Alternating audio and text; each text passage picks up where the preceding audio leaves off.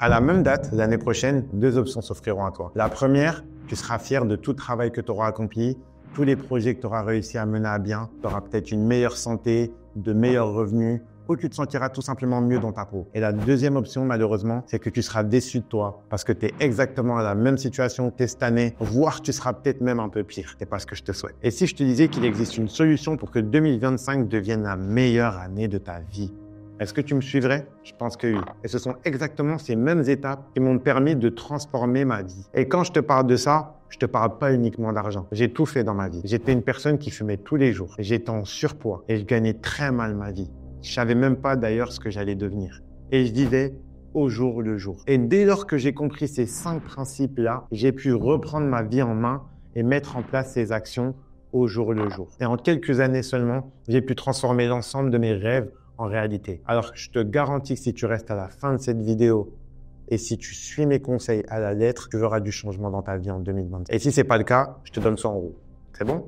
Là, tu m'écoutes? Allez, c'est parti. La première des étapes à faire, c'est tout simplement d'avoir une mission. J'ai même envie de te dire une vision. Savoir à quoi ressemble la personne que je veux être dans un an. Qu'est-ce que je veux pour ma vie? Est-ce que je veux plus d'argent? Est-ce que je veux être mieux dans ma peau physiquement? Est-ce que je veux un meilleur travail? Est-ce que je veux avoir les moyens de changer d'appartement? Est-ce que je veux m'expatrier à l'étranger? Tu dois avoir une vision claire, nette et précise sur ce que tu veux que ta vie devienne dans un an précis. Je sais ce que c'est. Chaque année, on se dit la même chose. Bonne année, je te souhaite l'amour, la santé et l'argent. C'est bien, mais c'est pas assez précis. Il faut que tu aies une vision précise sur ce que tu veux et qui tu veux être. Et cette mission, tu dois l'écrire sur papier. Je sais, c'est chiant. C'est pas quelque chose qu'on a l'habitude de faire. Mais il y a mon ami Albert Einstein qui disait, la folie, c'est faire la même chose et s'attendre à un résultat différent. Alors, si tu veux des choses que tu n'as jamais eues, tu vas devoir commencer par faire des choses que tu n'as jamais faites. Alors, cette vision, tu vas la prendre et tu vas l'écrire sur une feuille. Donc, le fait d'écrire déjà ce rêve sur une feuille, ça ne devient plus un rêve,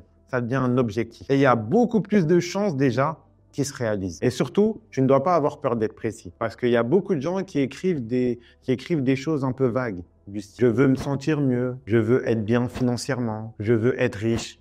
Mais les gars, ça veut rien dire ça. Et c'est pas assez précis. Sans vision claire, votre futur plan est voué à l'échec. J'ai même envie de vous dire, votre plan n'est même pas un plan. Donc, comme je disais, vos objectifs doivent être clairs. Je veux faire 10 000 euros par mois avant la fin de l'année. Je veux m'expatrier à l'étranger. Je veux démarrer un nouveau business. Je veux trouver un nouveau travail et quitter ce travail de merde. Je veux que ma relation avec ma copine se passe mieux.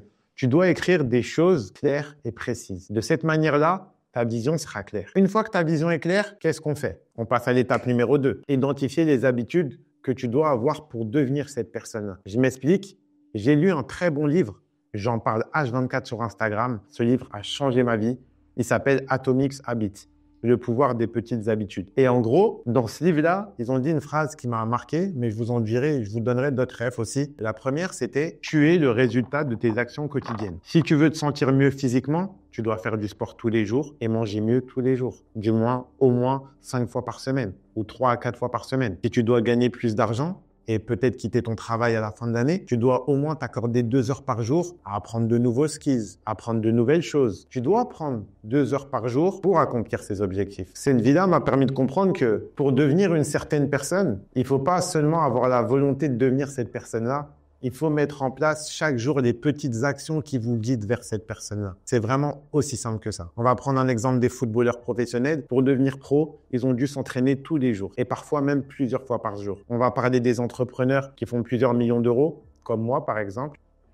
Je travaille sur mon business tous les jours. On va parler de mon coach de boxe, Marlon, j'ai fait un big up. Pour devenir coach de boxe, et actuellement, il vit grâce à sa passion à Dubaï, il a dû faire ça tous les jours. En fait, vous êtes le résultat de vos actions quotidiennes. Tous les jours, vous avez peut-être des actions qui vous auto-sabotent. Si là, je vous demande de prendre votre téléphone et regarder combien de temps par jour vous scrollez sur TikTok ou sur les réseaux sociaux, vous serez choqué de voir le temps que vous perdiez par jour. Mais si vous mettiez ce temps-là à avoir de meilleures habitudes pour avancer. Et moi, quand je vous dis ça, encore une fois, ne pensez pas que je vous juge. Je passais d'une époque où je fumais tous les jours. Je traînais en bas de chez moi avec des frérots. J'ai eu une époque où j'étais H24 sur les réseaux sociaux. J'ai eu une époque où je foutais rien de ma vie, j'étais au chômage.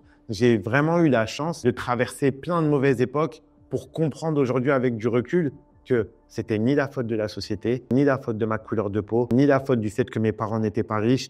C'était parce que tous les jours, je ne mettais aucune action en place Et en fait, j'attendais tout simplement que le million d'euros tombe sur ma table. En fait, j'étais quelqu'un de très ambitieux, mais qui attendait juste que les choses se passent. Et tout a changé à partir du moment où j'ai compris que c'était mes petites actions qui allaient me mener là où j'en suis actuellement. Étape numéro 3, avoir un plan précis. Une fois que vous savez quelle personne vous voulez être, quelle est votre mission, vous savez quelles sont les habitudes à mettre en place pour devenir cette personne, maintenant il va falloir mettre un plan pour arriver à atteindre ces habitudes-là. Et pour ma part, cette étape est cruciale pour atteindre vos objectifs. Ça vous permet d'éviter l'effet yo-yo. Je vais vous donner une stat qui m'a paru impressionnante. Mais vous savez que chaque année, les salles de sport voient un gros boom dans le nombre d'inscriptions en début d'année. Il faut savoir qu'à chaque fois après le mois de janvier, le nombre de personnes baisse. Pourquoi? Parce que chaque année, c'est la même chose. C'est la nouvelle année, on a de la dopamine, on a des nouveaux objectifs, notre motivation, elle est là. Mais le problème, c'est que la motivation, elle baisse au cours de l'année. Et le problème, c'est que si tu n'as pas de plan, tu vas passer ton temps à faire le yo-yo. Tu vas seulement mettre des actions en place quand tu seras motivé. Donc l'objectif, c'est de se faire un plan. Et le plan, tu dois te le faire semaine par semaine ou mois par mois. Vous devez vous concentrer sur la constance et non l'intensité. Donc, la première étape, c'est de changer vos habitudes une par une. Et une fois, ma psy m'a dit, parce que oui, un jour, j'ai pris une psy et qui m'a dit que ça prend 21 jours au cerveau pour transformer une action en habitude. Donc, l'objectif, n'est pas de vous surmener, d'essayer de devenir une nouvelle personne en une nuit. L'objectif, c'est de changer habitude par habitude. Je vais vous donner un exemple. Pendant 5 ans, j'ai essayé d'arrêter de fumer. À chaque fois, un nouvel an, je disais, là, cette année, c'est la bonne, j'arrête de fumer, j'arrête. À chaque fois, 4 jours plus tard, je recommençais. Parce que c'est presque impossible pour le cerveau de changer d'habitude comme ça du jour au lendemain. Par contre, imaginons que vous fumez un paquet par jour. Le mois numéro 1, j'enlève 2 cigarettes par jour. Le mois numéro 2, j'en fume 16 par jour. Le mois numéro 3, j'en fume 14 par jour. Le mois numéro 4, j'en fume 12 par jour. Le mois numéro 5, j'en fume 10 par jour. Le mois numéro, bref, vous m'avez compris, au bout de 10 mois, techniquement, vous allez avoir arrêté de fumer. Et ça sera beaucoup plus facile de le faire de cette manière-là en vous fixant des objectifs graduellement que d'y aller d'un coup sec. Et c'est pareil pour les objectifs. Beaucoup de petites actions quotidiennes valent beaucoup plus qu'une grosse action qui est seulement temporaire. Ensuite, vous allez devoir être flexible avec vous. À une époque, j'ai essayé de perdre du poids. Et là, ici, je crois que je faisais 80 kilos. Et là, à ce moment-là, je suis passé à presque 70 kilos. Il faut savoir que malgré le fait que j'ai réussi à perdre du poids graduellement, je me fixais des cheat meals. Vous devez être flexible avec vous-même. Si vous êtes trop dur avec vous-même, vous n'allez pas forcément durer sur le long terme. Ensuite, je vais vous donner une stat qui va vous tuer. Moi, quand j'ai lu cette stat dans le livre Atomic Habits, ça m'a choqué. Si je vous demande de choisir entre deux choses, je vous donne 100 €. Vous avez deux options. Et la première, vous prenez 1% tous les jours pendant 1 an. Et la deuxième, vous prenez x36. Vous prenez quelle option? En général, vous allez prendre la deuxième option, c'est-à-dire les x36. J'aurais fait la même chose. Est-ce que vous savez que c'est la même chose? Prendre 1% par jour, tous les jours, pendant 1 an, ça revient à faire du x36 à la fin de l'année. Donc, ce qui est marrant, c'est que la majeure partie d'entre nous, on aurait choisi x36 en fin d'année, mais on n'aurait pas choisi le 1% tous les jours. Et c'est ça le problème. C'est que on néglige les petites actions quotidiennes et on est seulement intéressé par le résultat final. Donc, vous devez commencer à tomber amoureux du processus et pas seulement du résultat. Bref, passons à l'étape numéro 4. La 4e étape, c'est de suivre vos progrès. Je vais vous poser une question simple à laquelle vous allez me répondre dans votre tête ou vous allez me laisser un commentaire.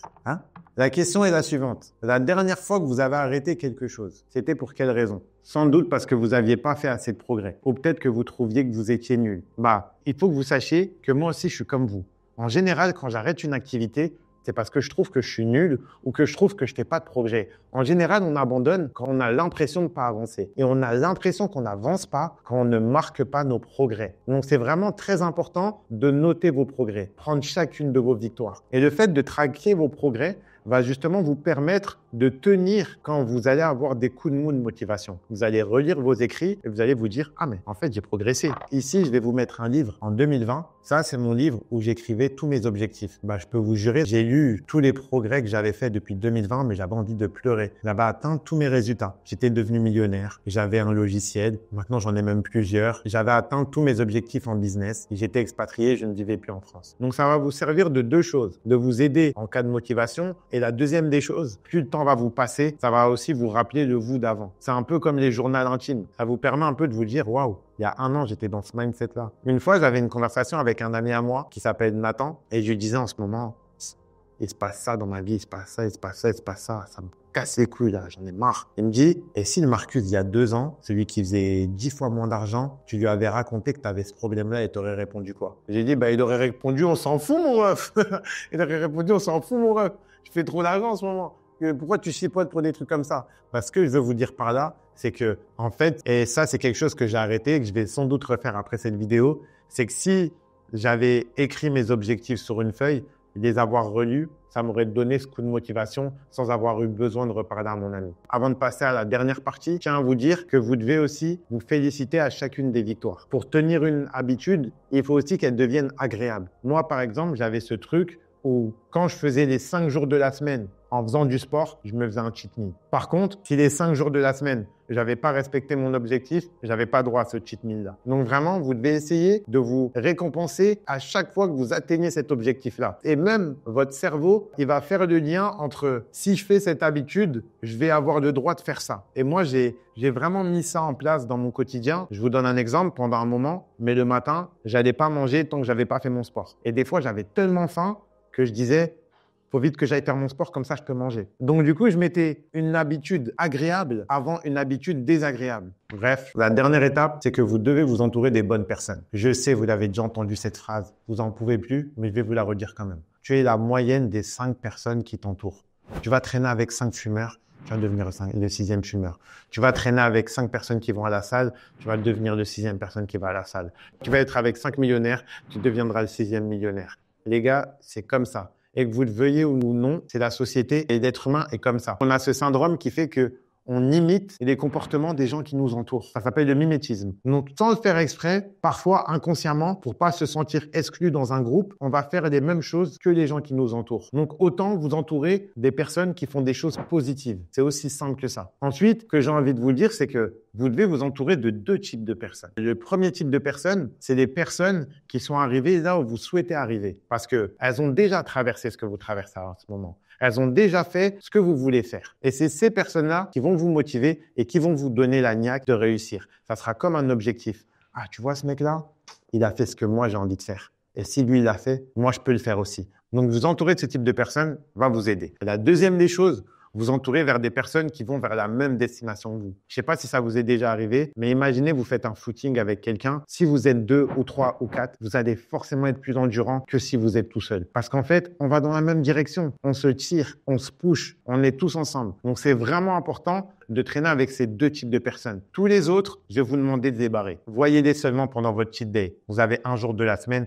où vous les voyez. Mais c'est vraiment, vraiment important parce que vous vous rendez pas compte à quel point traîner avec les mauvaises personnes peut vous gâcher la vie. Et ça, je peux vous le dire. J'ai des amis à moi qui sont de très belles personnes qui parfois ont fini en prison parce qu'elles traînaient pas avec les bonnes personnes. Elles traînaient pas dans les bons endroits. Et à force, elles ont fini par imiter le comportement des gens qui les entouraient. Et moi, je peux vous le dire, mais à partir du moment où j'ai un peu arrêté de traîner au quartier, en bas de chez moi, que j'ai commencé à faire mes concours pour entrer en école de commerce, traîner avec des gens ambitieux, traîner avec des gens qui avaient des vrais projets de vie, mon mindset, en fait, il s'est développé. Mais je me suis dit, mais leur mentalité, elle n'a rien à voir avec mes potes. Et j'ai eu cette chance et des opportunités que je me suis créées, bien sûr, mais qui m'ont permis de sortir de mon cocon. Et c'est ça, personnellement, qui m'a permis de changer mon mindset. Donc vraiment, je vous le conseille. Et pour finir, je vous dis un dernier truc, et c'est quelque chose qui est sous-coté. C'est pour ma part, l'entourage sera toujours plus important que la motivation. Vous voulez savoir pourquoi? Et c'est pour ça qu'on dit que les riches deviennent de plus en plus riches et les pauvres de plus en plus pauvres. Pourquoi? Parce qu'ils ont un bon réseau. Donc techniquement, moi je le dis toujours, une personne très motivée mais qui traîne dans un mauvais environnement aura toujours moins de chances de réussir qu'une personne très peu motivée qui traîne dans un meilleur environnement. Parce qu'en fait, oui, t'es pas motivé, mais je suis dans un bon environnement. J'ai les bonnes informations, j'ai les bons plans. Même si je suis pas motivé, je vais réussir. Donc vraiment, ne négligez pas cette partie réseau.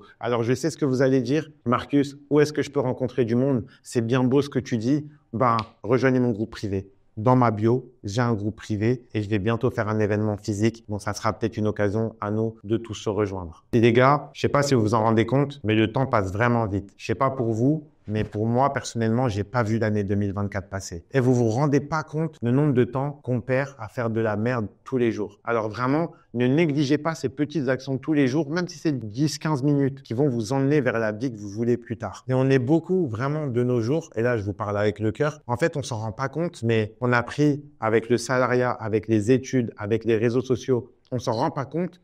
mais on passe notre temps à donner notre temps aux autres. Et tu regardes sur une journée entière, combien de temps tu t'accordes du me time? Combien de temps par jour tu te donnes du temps pour construire ton avenir? Parce que crois-moi que travailler pour un patron, tu construis pas ton avenir, c'est lui le gagnant demain. Donc là, je vais finir par cette phrase, c'est que pour avoir des choses que tu n'as jamais eues, tu dois faire des choses que tu n'as jamais faites. Alors, ça te coûte rien d'essayer et on se donne rendez-vous à l'année prochaine. C'est Marcus.